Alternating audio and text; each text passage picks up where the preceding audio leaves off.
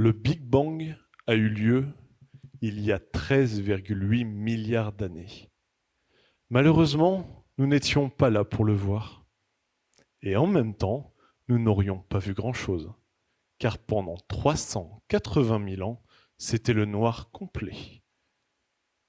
Puis, un jour, on vit apparaître les premières lumières de l'univers.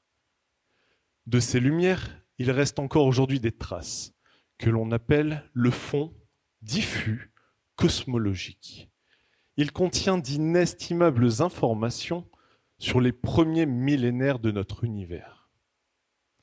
Étudier le fond diffus cosmologique, c'est compliqué, car en regardant le ciel, ni vous ni moi ne pouvons le voir. Par chance, certains détecteurs le peuvent. J'ai nommé les thermomètres. On les embarque à bord de satellites et on leur demande des mesures très précises. Tellement précises que la chaleur des thermomètres elle-même altère les mesures. Il faut donc les refroidir à une température proche du zéro absolu, soit moins 273,15 degrés Celsius. C'est là que ça devient technique. Mais alors, comment faire? Prenons une boîte et introduisons d'un côté un groupe d'hélium 4. Oui, celui qui sert à gonfler les ballons. Et de l'autre, un groupe d'hélium 3, un variant de l'hélium 4. Au début, chacun reste de son côté. Pourtant, très vite, je force certains hélium 3 à rejoindre le groupe des hélium 4, ce qui leur demande beaucoup d'énergie.